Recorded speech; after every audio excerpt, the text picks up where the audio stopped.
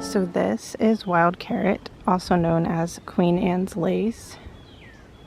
You can identify it because its clusters of flowers are very, very close together, and they will typically have this one distinguished purple flower right in the middle of the plant. You can also tell by all these little fine hairs along the stems. A lot of people remember the line, the queen has hairy legs. These plants are used to help flush out the kidneys, and they're also used as a natural birth control. So I'm going to give you an example of one that's going to seed. As you can see, it's very clustered up. If you tap it, all these little seeds will fall out in my hand. The seeds are what you want if you are planning on using this as a birth control.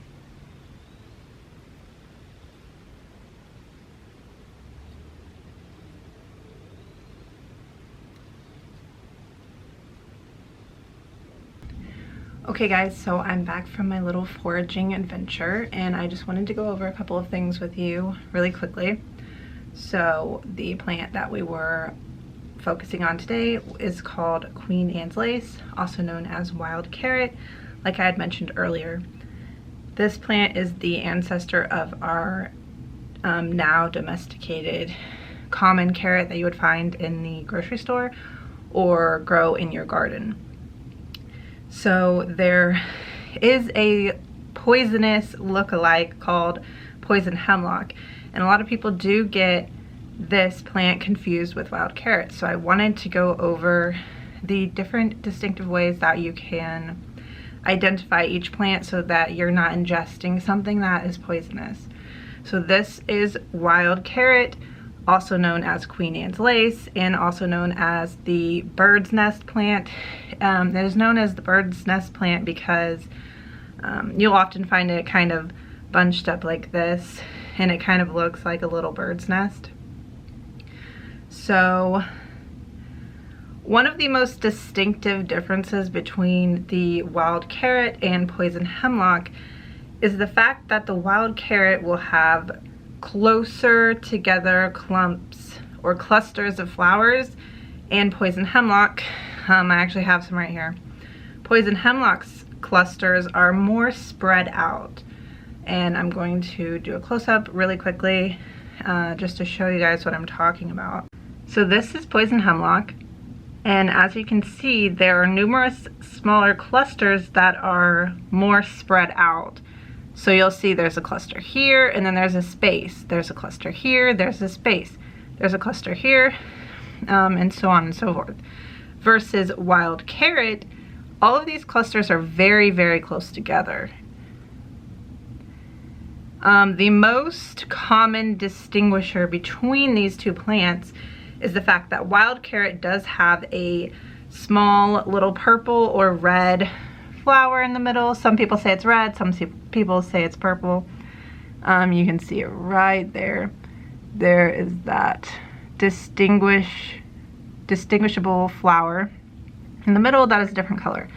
Not all wild carrots have this flower, but if you really can't distinguish the difference between poison hemlock and wild carrot, only focus on picking the ones with the purple flower so that you 100% know. Another distinguishable difference between these two plants is the fact that, like I mentioned earlier, Queen Anne's lace has hairs on its stem. And a way you can remember that is the queen has hairy legs, or the queen doesn't shave her legs. So you can see, maybe, if it will zoom in. You can't really see that well on my camera, but if you actually find this plant, you can see these tiny little hairs all along the stem. And poison hemlock doesn't have any hairs. These stems are completely smooth.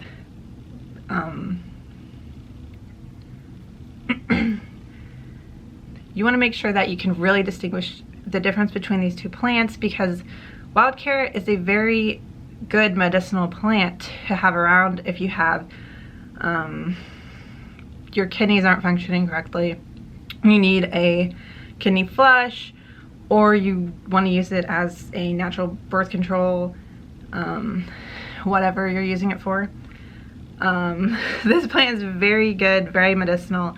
This plant will essentially kill you if you ingest it. The thing I think that gets beginner foragers mainly is that these two plants are commonly found growing right next to each other. I literally found poison hemlock in the middle of a bed of wild carrots.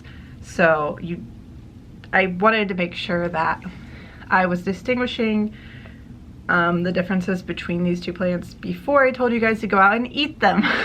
So yeah, this plant, poison hemlock, is a no-go. Don't even mess with it. It's poisonous, it will kill you. Don't ingest it, don't try to use it as a medicinal remedy or anything like that. It will 100% kill you.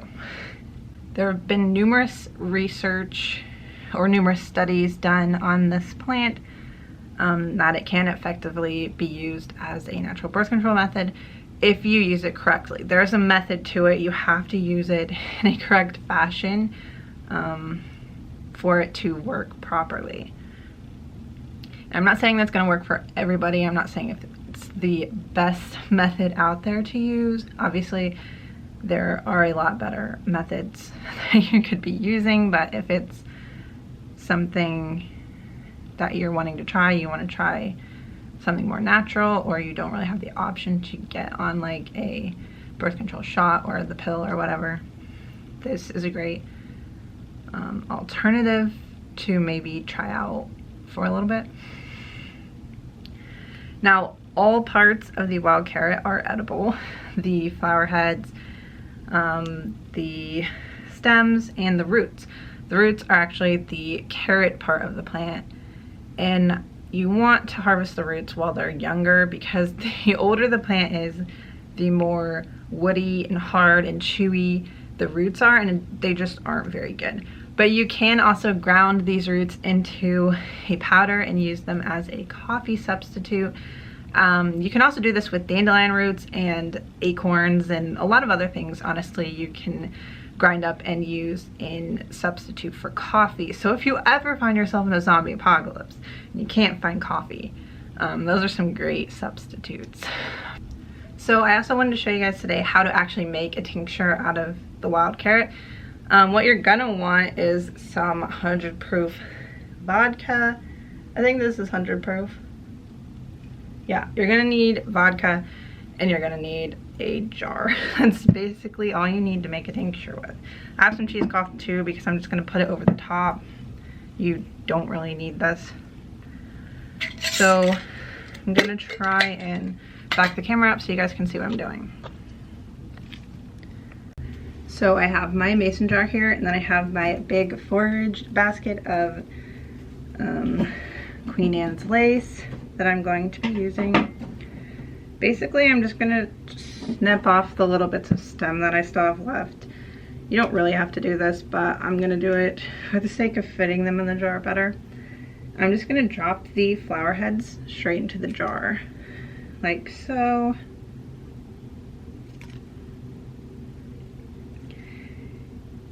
And really, you're just gonna pour the vodka in there, and you're gonna wanna store it in a cool, dark location.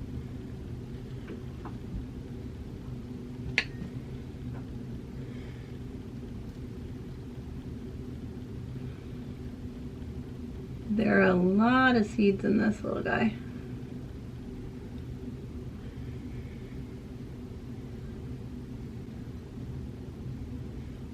Okay, so once you have your jar filled, you're basically just going to cover it all with the vodka.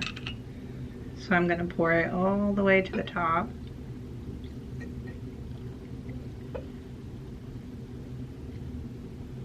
And you're just going to store this in a cool, dark location for a few months. You're going to want to shake it every now and again just to kind of let all the medicinal properties of the plant seep into the alcohol.